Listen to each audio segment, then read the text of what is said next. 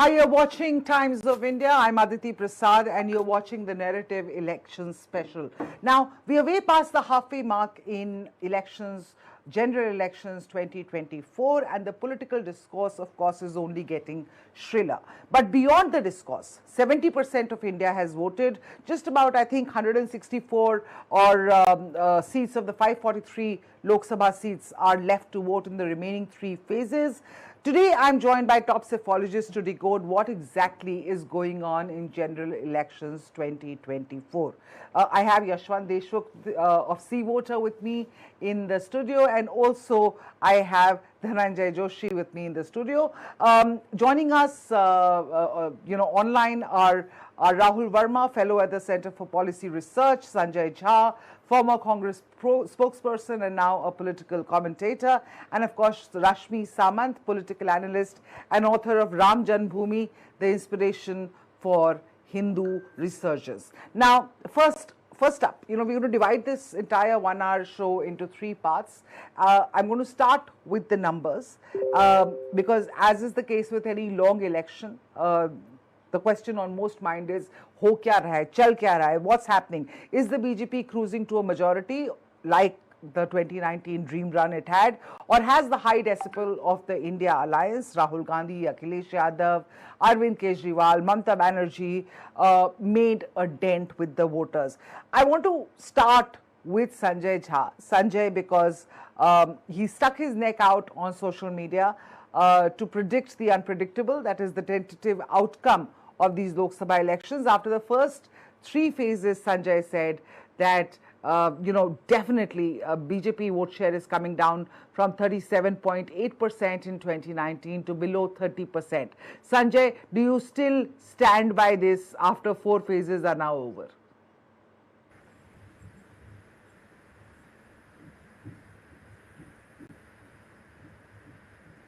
Okay, I can't hear you, Sanjay, if you're speaking.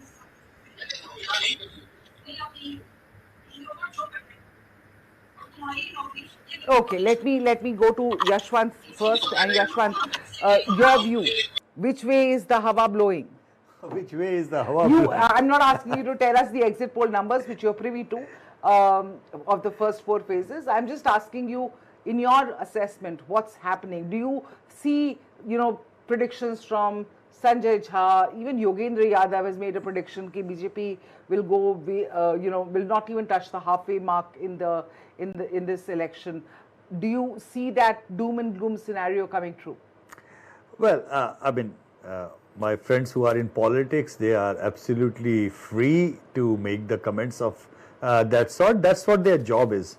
Our job is to scientifically look into the things and come up to understanding what exactly is happening and what kind of pressure points are we dealing with. So first of all, I think that entire debate around the elections going somewhat in unpredictable territory or something on the line where people are not expecting them to do started with the first phase and the drop in the turnout. And that is precisely what I had to also go back, because दूध का जला छाछ भी फूंक के पीता है. So all of us have only one benchmark to deal with the unpredictables, that is 2004 elections. And that is where we also kind of went back, and I looked into the data and I realized that 2004, the BJP's unpredictable part was that there was a drop of 18% turnout drop in metropolitan areas, which were considered to be BJP's stronghold. And unpredictably, BJP lost all the metropolitan areas in that way. So what that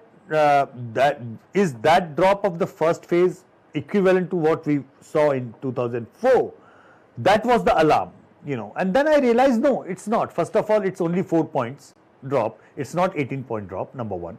Number two, there was no differentiation of sorts when I compared rural versus urban, metros versus, in that way that the drop was pretty secular across the board. So much so that drop was not even evident that, okay, if the Dalit reserved constituencies had a different kind of drop to the normal, or the tribal reserved constituency had a different drop from the normal, it wasn't. It wasn't even a north-south factor anymore. It wasn't even about the BJP or Modi anymore, because the drop of turnout 7% in Kerala, where BJP is absolutely a non-factor. And yeah, exactly. So what I kind of figured out from the second phase, because in the first phase I had a hypothesis, and the second phase I had to wait whether it is going on that line. My fundamental thing was that wherever the contest was perceived as good, really nice contest, people came out from both the camps, and that took the turnout to the nice territory, So in West Bengal, the contest is really keen on each and every seat. You see a healthy turnout. All right. Many of the states, including Kerala and Tamil Nadu, by the way, where the contest was perceived as lopsided, as a one-way traffic, the turnout dropped. Now, turnout dropped because both the factions had their own reasons. जो जीत रहा था वो बोला यार जीत ही रहा है, क्या करें जाना, जो हार रहा था क्या जाके भी क्या फायदा, होना नहीं. और दोनों लोगों को, both of them got a perfect excuse of heat wave. So these factions, when they did not go out to vote, they had a thing, यार गर्मी बहुत थी इसलिए नहीं गए. So that drop happened secular across. So you think it's not related to it's not BJP's vote share people overreacted. Everybody overreacted and overanalyzed. When I say everybody, that includes Prime Minister, because I think he went very uncharacteristically out of his script. The way he went all gun blazing on the you mean the campaign. Polarization. Yeah, you mean exactly. The polarization. And then by the time the third wave happened, probably his party and he himself thought that itna bhi bura nahi hai yaar, let's stick to our script. So now that everything is now getting calmer in terms of posturing, in terms of the narrative of Hindu-Muslim and everything. I will come to this, and because this is a very interesting factor. That's the second part of our discussion, which is guarantee versus guarantee जो अब चल रहा है. केजरीवाल जी की अलग guarantee है, मोदी की guarantee है, कांग्रेस की अलग से guarantee है. But I'll come to that. But I want to come to you, Dhananjay, because as a psephologist, what's your take? Because I heard some psephologists saying that 2014 में there was a Modi wave, 2019 there was a Modi wave, therefore voting was higher than in the previous elections, and this time there is no wave, and therefore there is a chance that the India Alliance is giving a fight back, the Modi factor is no longer working. That was the rationale given for the low voter turnout. But would you concur with Yashwant here, or do you have another view? Well, first of all, if there isn't a strong pattern in the turnout, like urban seats are going low, other seats are going high, if there's no such pattern, and it's a secular drop across the board, then what people have been saying before the election started, that this is a very normal election in the sense that 2014 there was a lot of anger against the Congress government, there was a lot of hope with Mr. Modi, and there was this Modi wave which was created. 2019 post Pulwama, the nationalist sentiment was there. So there's no big thing like this which is influencing this election. So this election will be more probably fought on performance, on local issues, even on emotive issues. But there is no one emotive issue which is going to drive the whole election narrative. So I think to that effect, the election when it started was conceived to be a little boring, and the moment the turnout went down, there was something to talk about. There was something to talk about. The turnout is going down, so there's an opportunity. And then, of course, came people saying that, okay, on the one hand, BJP is saying 400 par, but this might be minus 272. And that made the whole election interesting. And for us, all it meant is that you go back to the data again and again and just ensure if there's something that we are missing. So what does the data tell you? Well, we can't talk about what the data tells us. All right. But what does the data tell you when you look at the past elections, the voter turnout versus now? Well, because there isn't a strong pattern in turnout. And anyway, I've personally not been a big fan of the turnout theory, that lower turnout means that the incumbent is going to lose, high turnout means that there's going to be a big change. I have personally not been a fan of this theory, though a lot of people have written about it. And I think that the turnout, if there is no strong pattern, there's not much to be read into it. And again, it's a 4-5% drop after there's, and that drop, as Yashwant very rightly said, is not uniform. Where there is a contest, there is enthusiasm in the voter. But let's say in a typical scenario where there's no enthusiasm, so there's a 4-point drop, the 2 to 3% drop on either side, it's not a very major shift in All that right. sense. So let me. In the last phase, it was not even 1 point drop. Right. So basically, that drop thing is also kind of getting lower and lower. It's now leaving it's, it par. It's now not. So let me go back to Sanjay. Sanjay, if you're with us, Sanjay, my first question was to you, but I'm told that you were not paying attention at that time. I'm given to. I saw your social media post after 3 phases, and you said that the BJP vote share is coming down substantially from 37.8% in 2019 to less than 30% now. After 4 phases of voting, do you still believe that? Hi Aditi, good afternoon. First and foremost, I was paying attention, but I had no idea when the program began, so I just need to I'm make so that sorry. I'm clarification. so sorry. Normally, when the program starts, you do get an introduction. I didn't get that, so I assumed that everybody was snoozing. So I was busy checking on So my WhatsApp. But let apologies for that. yeah. Apologies for So that, yeah, Sanjay. Yeah. I think it's important to put the record straight. But let me answer your question straight away, though. The reason why I believe that the vote shares do matter. I mean, of course, in the end, in the first past the post system, it's the number of seats that do. I believe why they matter is because they do tell you as to the kind of penetration any political party has across the length and breadth of India. For the national parties, it is an important indicator of their overall referendum from the public of the country. The reason why I feel that the BJP's vote shares will come down, and I'll tell you the strategic vote share coming down, is on account of 2 factors. Number one is there was a definite advantage they had after Pulwama and the Balakot strike, largely because Mr. Modi and the BJP ran the entire campaign actually around the nationalistic and the muscular hype over national security, etc.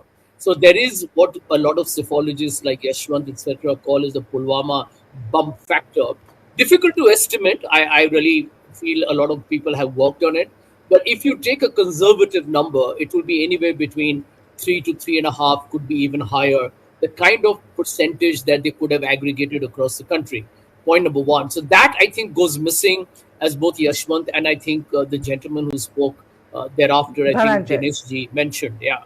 So Yeah. I think the second point would be that since the only wave is the heat wave, I do feel that when the election becomes a bread and butter election, then I think things begin to even out. As I think again, as somebody mentioned, elections swing on factors that are very strong emotionally. There's a lot of manipulation of sentiment that can create some kind of a wave.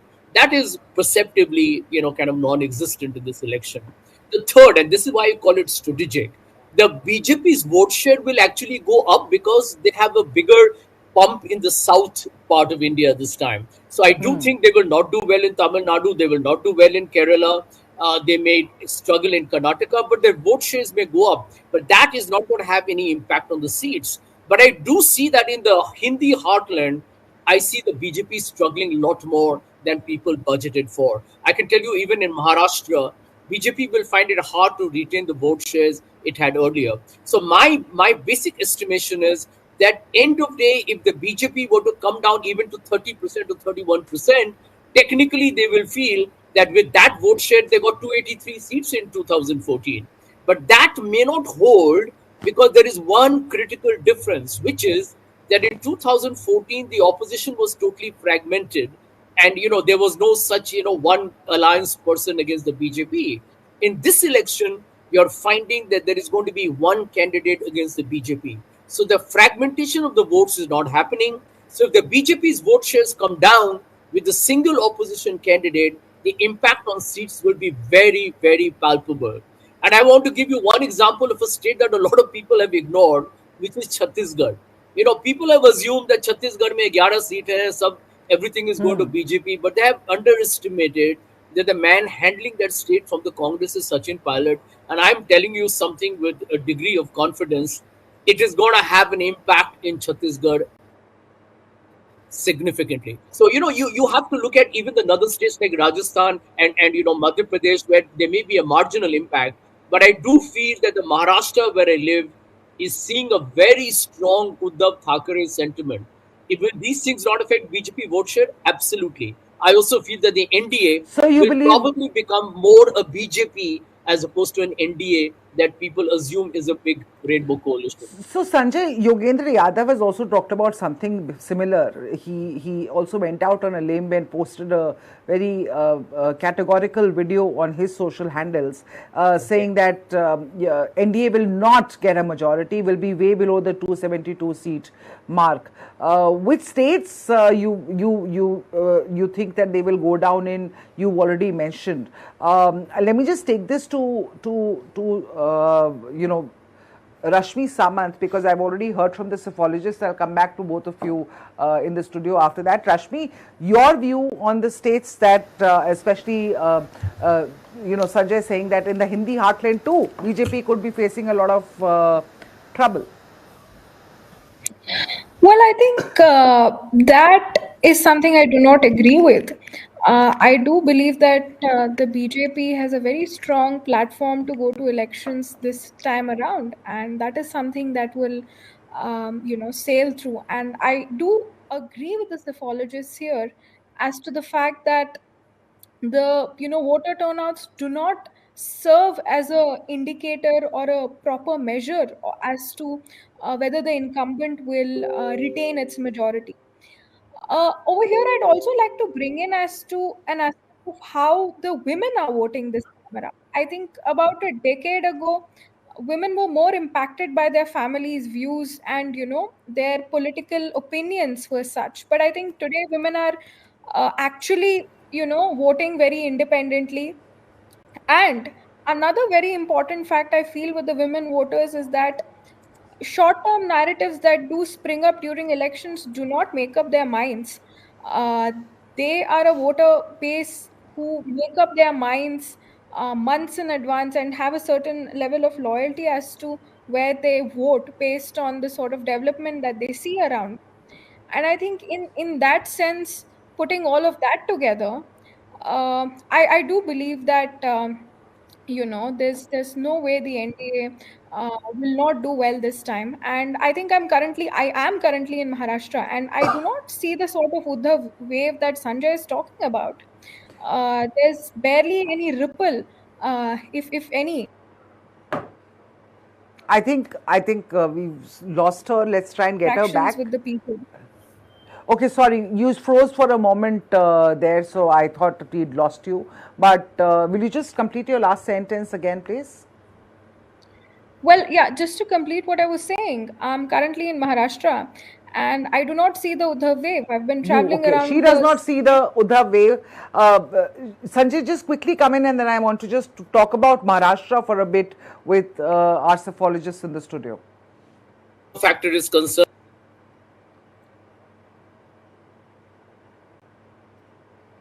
territories where the Shiv Sena Uddhav Thackeray faction is strong.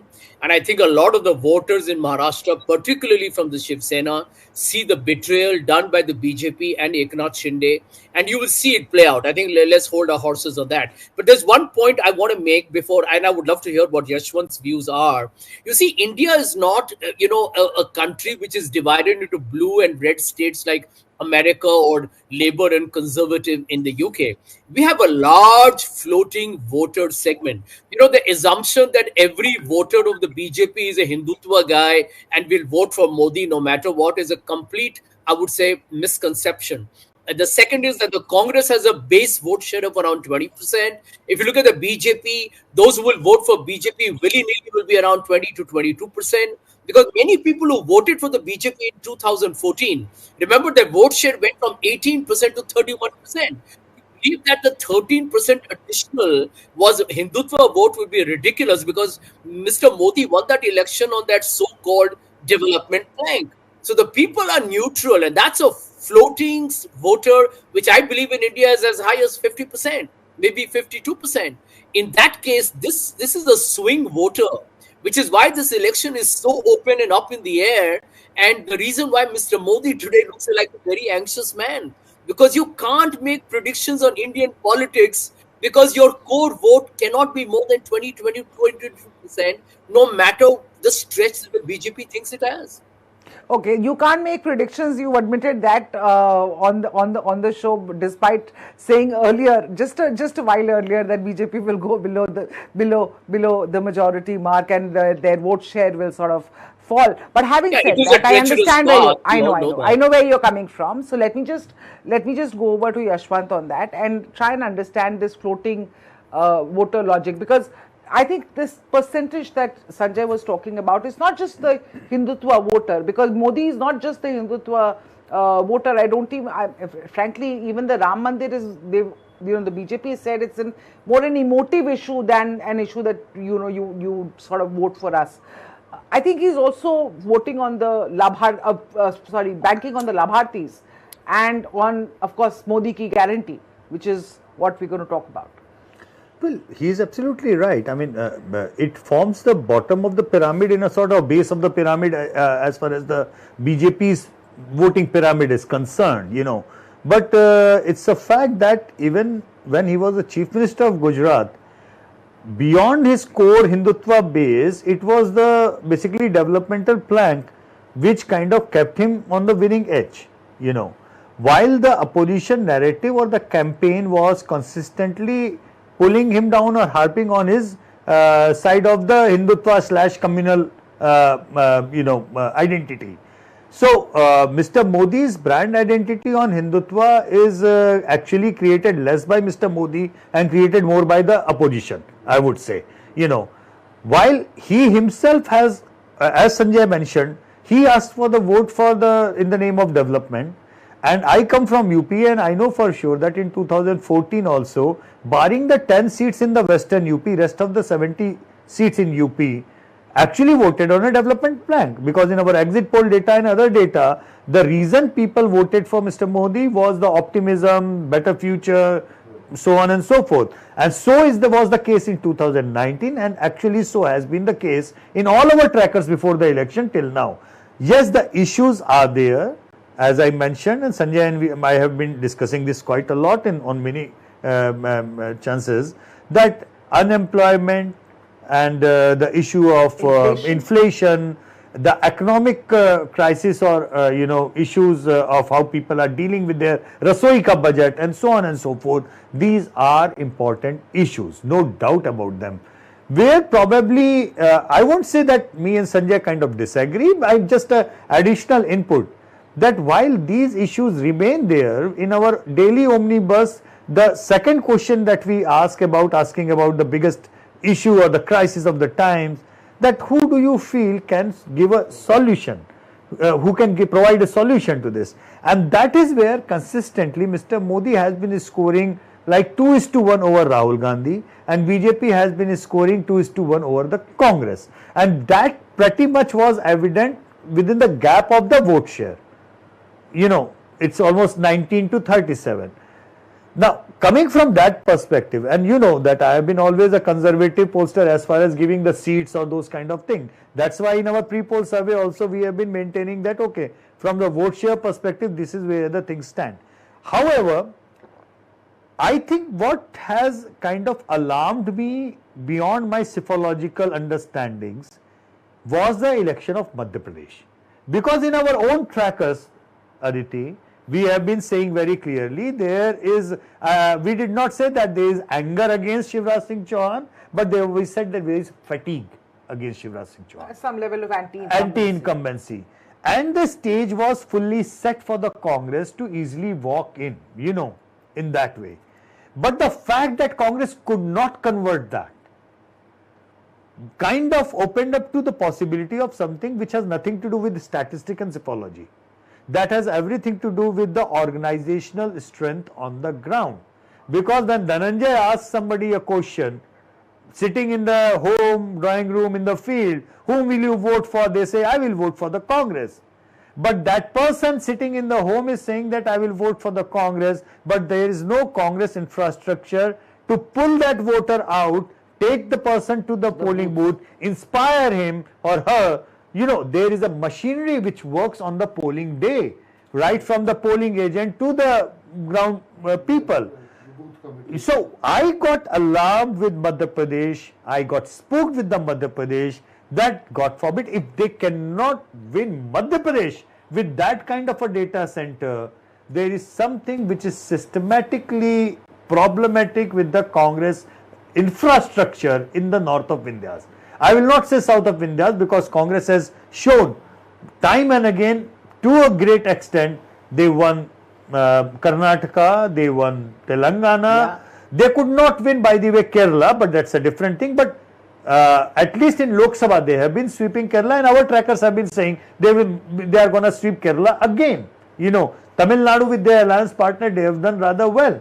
But as far as north of India is concerned, the seats where it is BJP versus the Congress, the Hindi hard belt, you know, as you call them, I think the problem, even if I agree with Sanjay and Yogen Bhai and everything, you know, even if I agree there is a huge anti-incumbency wave building up, my question, and direct question is, लेके कौन जाएगा तुम्हारा polling booth पे?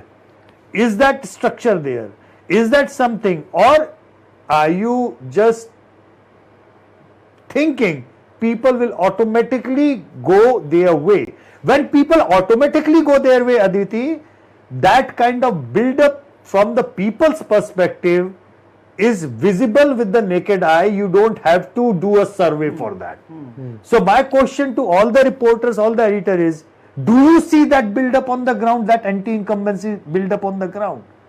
And so far, when even I am traveling, when I am talking to all my journalist friends, you know, I am coming to the same kind of thing. No, that, you know, that opposition build-up, particularly in the 200 seats where the Congress versus BJP, it's not very happening. evident. Let me bring in Rahul Verma at this point. Rahul, I've seen a couple of articles that you've written of late, especially about the woman voter, and since we're talking about the swing voters, so to speak, that Sanjay sort of highlighted.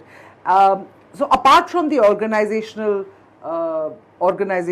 strength, you know, taking the voter the last mile to the booth to cast their vote, there's also the factor, you know, is how important is Prime Minister Modi's popularity, and is this also about who do you trust more?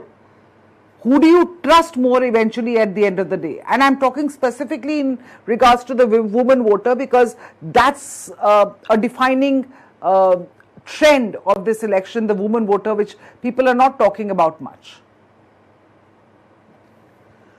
Rahul, you're on mute. I can hear you now.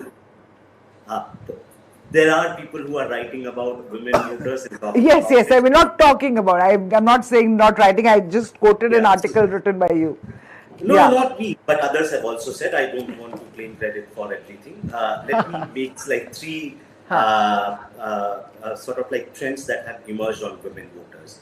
First trend is that turnout among women voters have increased over a large period of time, right? And so in 2019, women turnout exceeded men turnout. In 2024, while for the first four phases indicate slight decline, but the gap is not large, so it's within 1 percentage point. Second is the electorate size of women have increased. So there are more women who are registering as voters, and then they are turning out more. The third trend, which is basically visible after 2019, is that BJP earlier used to have a disadvantage among women voters, which closed in 2019. And after 2019, we have seen many elections that women voted BJP in higher numbers. This is not to say that women are always voting for BJP. You will have a case like West Bengal, where Mamata had that advantage, or Karnataka 2023, where Congress had that advantage. That is to say, women are voting independently and in some cases might be playing a decider in the final election outcome. The second sort of like question which you asked me is whether women are much more likely to back BJP this time. And frankly, the answer, I don't know. Once the exit poll data is out, perhaps we'll be able to dissect much more. But there are reasons to believe why BJP might be benefiting nationally. In some states like Karnataka, Congress might still be benefiting among women voters, but nationally BJP might be able to draw more of women vote because some of the welfare policies that have exclusively targeted women. Two, I think there is a high popularity of Prime Minister Modi, and especially even people like Yogi Adityanath, because they have been tough and law and order. This is not to say actually law and order improved. Basically, in perception, some of the women might have found that BJP government is tough on law and order, which helps, say, college-going women or women who are working. And these are basically getting attracted towards the BJP. I think the smart or clever move by BJP in last 1 to 2 years have been, they felt perhaps that they are going to lose a section of young men vote because there is a high economic anxiety among them, and that is being basically supplanted by mobilization among women voters. I think BJP as a political party is doing more for mobilizing women voters organizationally than any other party. Interesting. Dhananjay, clearly Rahul believes that, the BJP is doing more to lure in the women voters. But ab ye pura, as I said, when we started the election, there was no particular agenda except ab ki baar 400 par, which the Congress and the opposition parties painted as a diabolical dictatorship coming back again, that sort of a thing. Then it became, after a couple of phases, we talked about, after one phase, we started, caste census became, and redistribution of wealth became big. And then suddenly polarization started happening after the third phase. There was Mangal Sutra and Zyada Bachche and all of that happening. And now we are, after the fourth phase, now we are in the guarantee versus guarantee thing. Everybody has their own guarantees. Kejriwal ji came out of jail and he launched his own set of guarantees. Now there is guarantees versus guarantee versus guarantee in this scenario.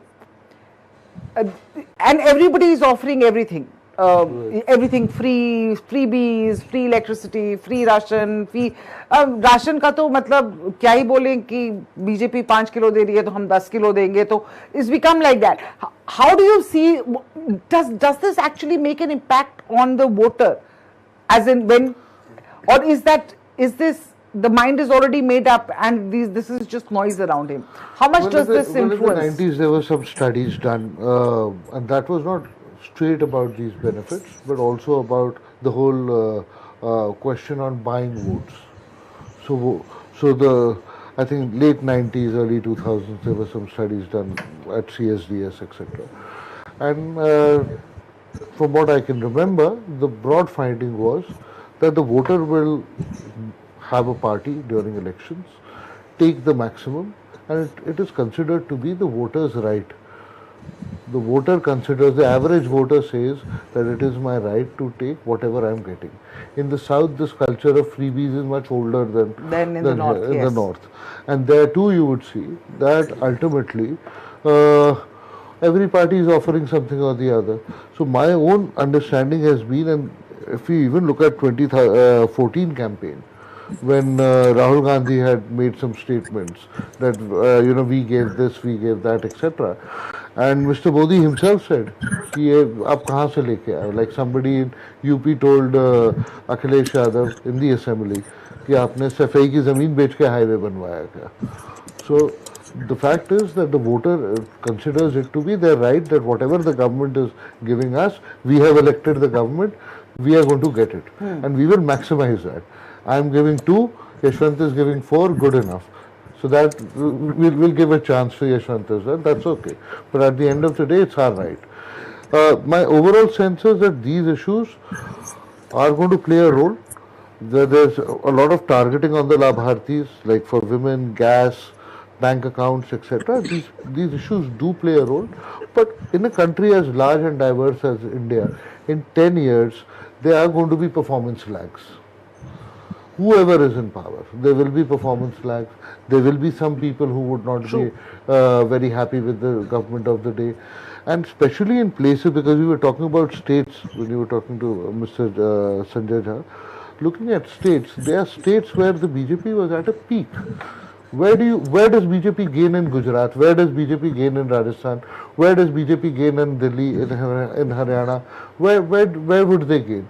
And even if there's a small proportion of voters who are either not turning out because it's fatigue, who were very enthusiastic in 2019, like 2014 we did a number, and the Modi effect on 2014 impact was quantified at about 3 percentage points.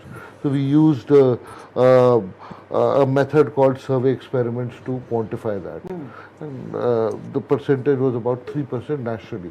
But that at 25+% votes could mean 70, 80 seats, 3% at that level. So we had quantified that. So is there a normalizing of these, plus swings that that the BJP got in the last two elections is one question. And the second thing is that are these benefits, etc., is there a fatigue with them? Or is there still enthusiasm that, well, if the government comes back, we will get more? Look, it's worked for the Aam Aadmi Party in Delhi. In state, probably it works in for respective parties. I mean, it worked for the Congress in Telangana, in Karnataka. Sanjay, at the national level, do you think these guarantees are going to make a difference for the Congress? Few short answers to some of the issues that have been discussed. Point number one, I don't think the voter makes up his mind a long time earlier, as some people seem to be saying. I think the voters are a lot more decisive when it comes closer to the end. Some people make decisions much, in fact, close to a couple of days before they vote. So I really don't think it's being rather presumptuous to believe that people have already made up their minds, in which case I don't think people would be campaigning. When you ask me about the women voter and you ask me about the role of guarantees, let me tell you that, yes, Mr. Modi's government, all governments do welfare expenditure, but please do not exclude the role of the families when they huddle up together and they have conversations on voting. I'll give you an example. The Congress has got the Mahalakshmi scheme, which is also for women, and they have gone to town canvassing on it, which is a substantial rupees 1 lakh a year. You think that will not have an impact? It will. Also remember that, when you talk of a minimum wage, Manrega, being raised to rupees 400. The Congress has given MSP guarantee to the farmers. Now, these are all issues that cannot be broken down into male, female. You see, when the Congress says that I'm going to guarantee more jobs for the youth, it's a mother, it's a sister, it's a family that gets affected by the larger, shall we say, menu of offerings that a political party makes. So I would resist from trying to break up the voters purely on the basis of gender by saying that a woman gets a cylinder. I think it's a family dynamics do come into play. Now, a lot of us here are urban, and we think that families are divided on the dining table because they have views. But I think when you look at an economic unit at the rural level, for them, subsistence, welfare, how was my son doing, is my husband getting a job, are the women in the family getting an opportunity to be part of the labor force? I think it's a more composite whole, and therefore, in my opinion, this election is very open because it's a bread and butter election. This is not just about women getting a cylinder, this is about youth getting jobs. This is about the older people getting pensions. It's about the farmer getting integrated into the larger economic ecosystem. And I believe for that reason alone, Mr. Modi is an anxious man, because you cannot stratify an Indian election by, the kind of micro targeting that is done in some Western democracies. One, we are very diverse. Two, we are huge. Third, we are extremely demarcated by income levels. And therefore, to sum up very quickly, I believe this election is going to be influenced humongously by the perception of a political party to walk the talk on the assurances they're giving. Walk the talk on assurances. Yashwat, I want to come to you. 5 years ago also, I remember Prime Minister Modi had said 6,000. 6,000. Yes. Three tranches of 2,000 rupees each, and the Congress had come up with almost 6,000 per month, 72,000. So that was a 12x the promise. Now the thing is, and this time also it's almost similar, because it's exactly because now there's this whole khatakat, and then also the 5 kg versus 10 kg and all that. 10 kg की requirement भी है कि नहीं पता नहीं, because कम भी किया जा रहा है, people are selling the grain, it is not consumed in that way. So while I agree with most of the things that Sanjay said, in terms of how the dynamics works out, from the data perspective, there is something which we have been tracking, that that who is perceived as or seen as more trustworthy to deliver on their promises. I think what is happening, Aditi, is that even though the Labharti schemes have even worked out for the Congress at large, but they have worked out at the state level in the Congress, where the Congress state leadership was considered more trustworthy than the BJP state leadership. All right. And the delta was so big that even Prime Minister Modi going there and saying ki mere naam pe vote dalo did not work. So when people decided Karnataka government had to be booted out, they booted them out. You know, so same goes with Telangana, same goes with the Delhi. I mean, if Arvind Kejriwal is considered more trustworthy than the BJP's state units over there, even Prime Minister Modi could not come and salvage BJP in the Delhi assembly elections. Right. But at the same thing, I mean, the same logic then works at the central level.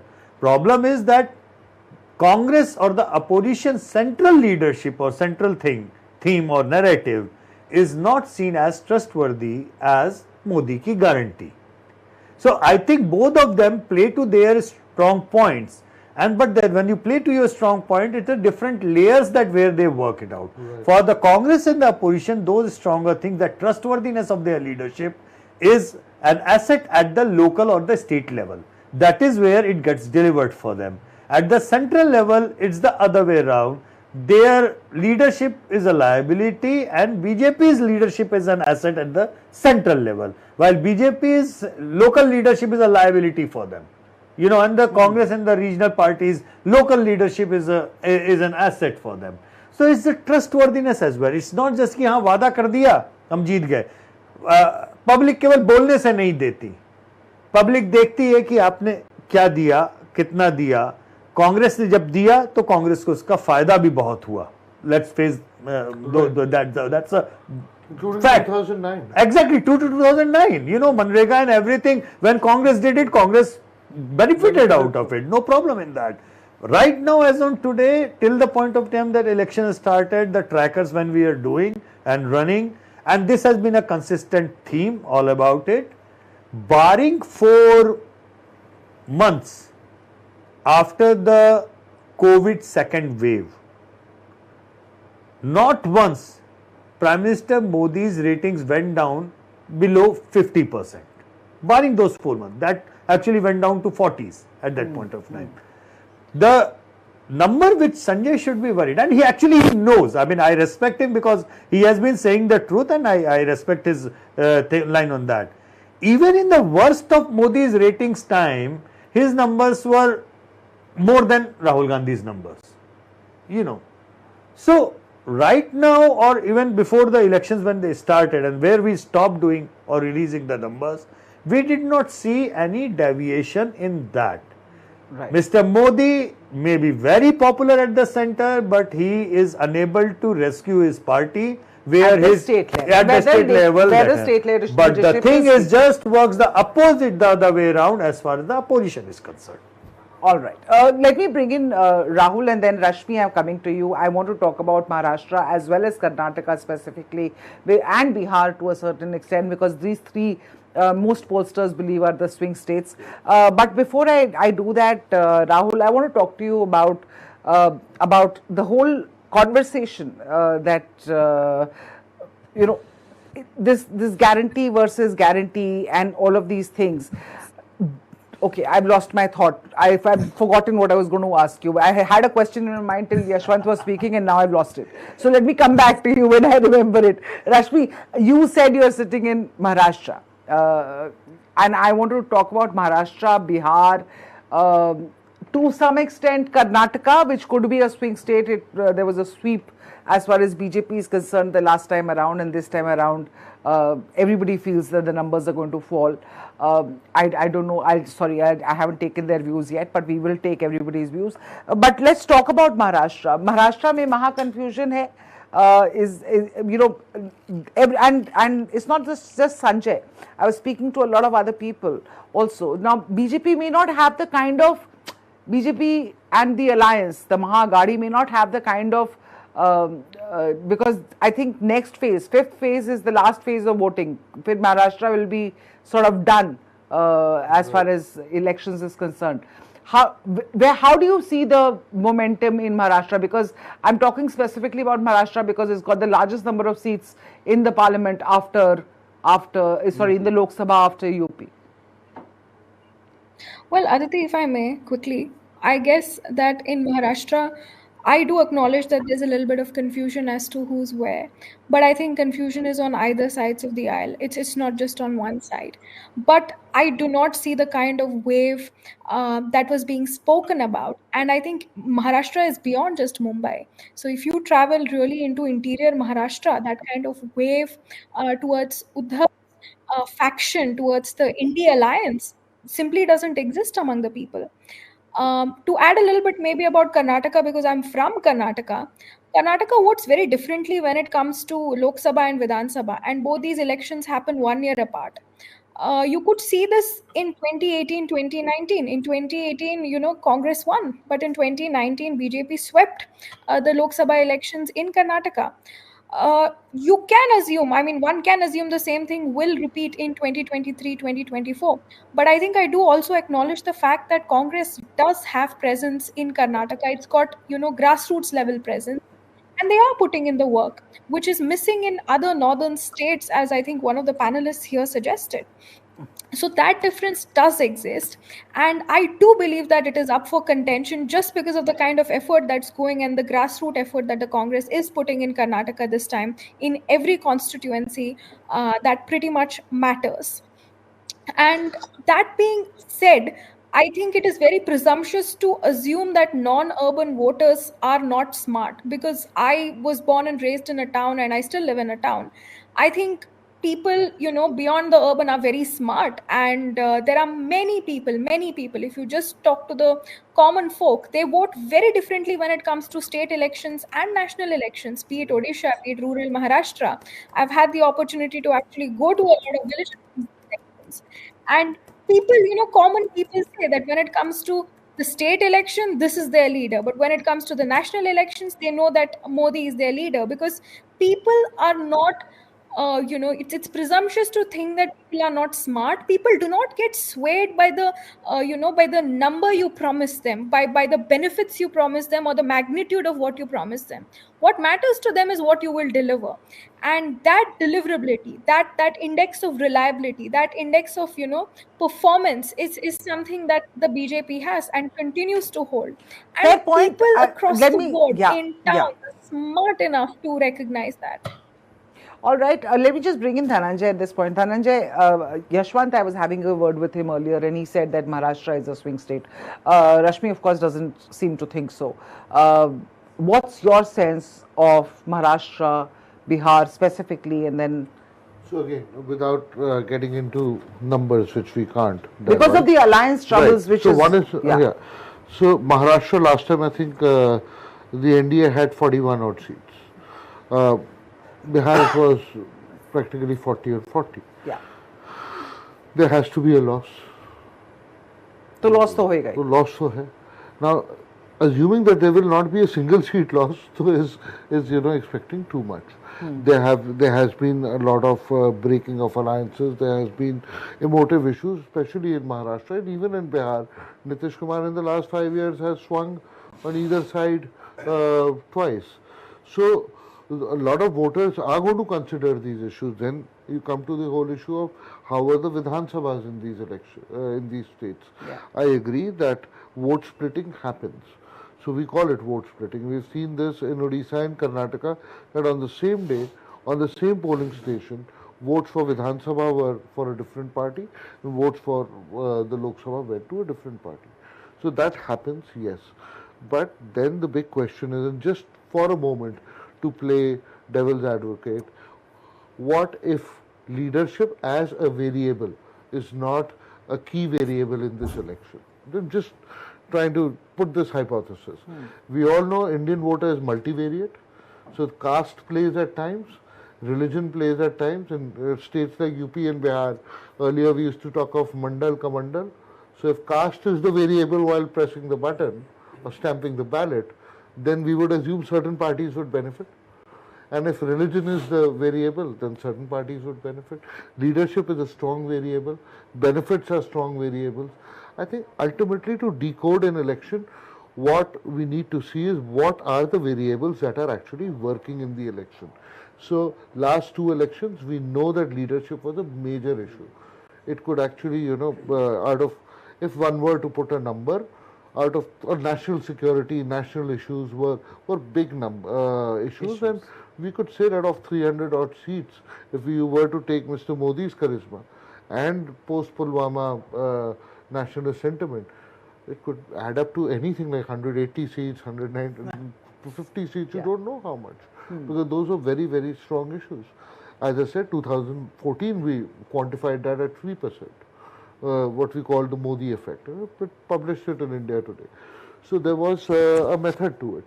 So we need to actually see how this election is going. What are the issues? Is the election more localized? Are these issues actually playing such a role? These could be some of the ways in which we can actually look at an alternate narrative. All right. Rahul, let me put that to you. Is leadership playing a role in this election like in 2014 and 2019? Dhananjay clearly doesn't seem to think so. These are the ways you can He's look at the election. okay, he's putting out a hypothesis. He's putting out an hypothesis because there is this discussion that BJP might go up, might go down. So what are the factors which will take it up? What are the factors which could take it down? And in the absence of exit poll data going on, this is like, for instance, Rahul, for instance, Bihar le lijiye. Everybody is talking about how Bihar is a swing state. Now, there's a very strong support for Tejasvi Yadav. Joblessness is a huge issue in that state. Nitish Kumar has been called or dubbed Paltu Ram. All of these points to a setback for the NDA in the state. Can Modi alone save the BJP, the NDA in that state? Sorry, not the BJP. Is this for me? Yes, Rahul. Okay, so let me say a couple of points.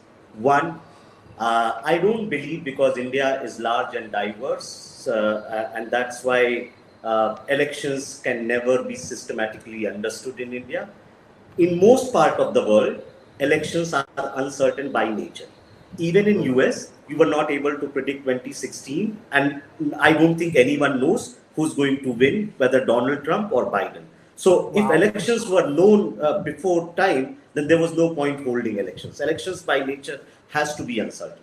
Second, I don't think the class or the size of floating voters in India is as large as 50%.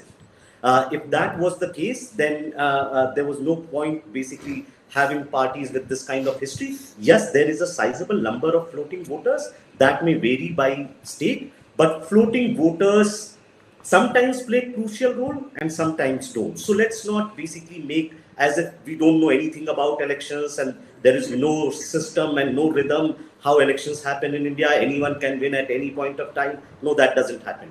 Third, yes, sometimes some state might go in one direction, sometimes in other direction.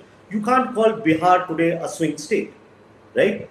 Or Maharashtra as a swing state because we don't know which party may have higher number of seats. Swing state means that BJP might still end up, even after losing seats, will be still the front runner party in Bihar, or even for that matter in Maharashtra. Just given the sheer size of seats they are contesting.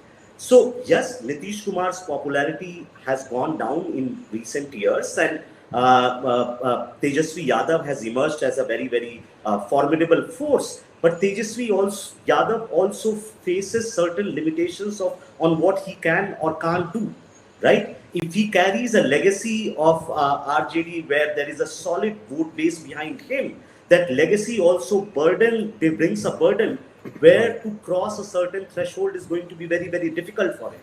And so to me, yes, some of these states are going to be hotly contested, but it's not that anyone can win anything. There is some sort of limitations to what even BJP can achieve or not achieve, and even other parties can achieve or not achieve. It's not going to happen in Bihar that BJP comes down to 3 or 4 seats Right. and RJD Absolutely. suddenly sweeps the state. Okay. Yeah. So I agree. So when we used to look at Tamil Nadu for many years, 39-0 was a trend. Yeah. So it used to happen. That kind of a swing in Maharashtra or in Bihar or in any other state or even in Karnataka is something that's little far fetched.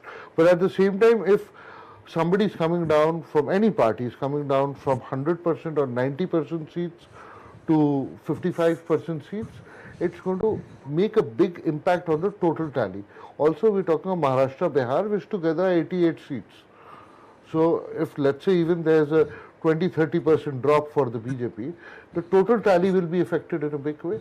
If let's say it's 25 seats minus. So, It's a we're talking about 303 fascinating- going down to Basically, 272 levels. I mean, just to add to the point with what Rahul and Dhananjay, both of them mentioned in that way. You see, we have been, all of us have been big fan of the swing voters, middle of the ground voters, people who vote from, swing from one party to the other party. And we also statistically look out for the swings, based on the issues, based on the leadership, based on the other things as well. But again, I will come back, because where we have actually, I'm sure Dhananjay and if so does Rahul, those who are dealing with these case studies, we had to put up a reboot button after the Madhya Pradesh election. Because what happened was something very interesting, psephologically speaking. It was no more about the swing voter, it was a matter of relative turnout. It became absolutely useless to think, are you a committed voter or not a committed voter? Are you swinging from party A to party B? Are you angry or are you disappointed, or you just like that? Thing is that I may be anything under the sun, but am I actually going out to vote on that day? And it's the relative turnout of different party bases which is likely to play a bigger role. That's why in our penultimate poll, in the tracker, we did run that on a 0 to 10 scale, that how likely you are going to vote, and we mapped that more than 7 as the confirmed voter was about 65%. Right. And that is pretty much mapping what the current turnout. But bigger than that, what we realized that the base of the BJP support base, it was about 67, 68 out of 100, saying that they will 100% go out and vote. And the base of the opposition voter, it was 62 or 63, that they said they will be 100% going on to vote. So again, Madhya Pradesh impact, Madhya Pradesh factor. Question is, you may have a very huge tranche of voters, Are they to going tap out? in. No, are they going on? I'm not even blaming the voter. Are you doing enough to bring them out and take them to the polling booth, whether you feel that, okay, these have now converted into a vote bank for me, or a confirmed vote for me? Has that happened? Let me put that to you, Sanjay, before we end, because one narrative or one thought that is coming to me here from, and I've been thinking about it. Okay, Yashwant has a phone call, which is now over. No problem. No, just half a second, Yashwant. Just one last thought, and I'd like to hear from you, Sanjay, on this.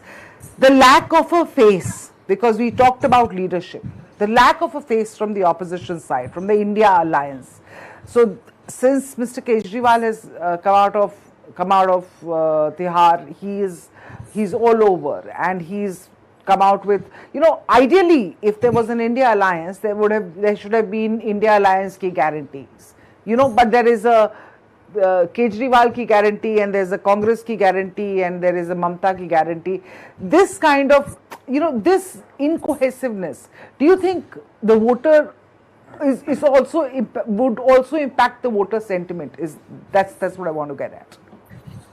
Aditi, not at all. In fact, let me say this here. Somebody mentioned, I think Yashwant mentioned, that there are problems, and Mr. Modi is still seen as the solution provider. And I'll tell you why that argument can be flawed, because the problems have actually been created by the government over the last 10 years. You see, the people are enlightened enough to know that if I don't have jobs, I can't blame the Congress. Who's responsible for it?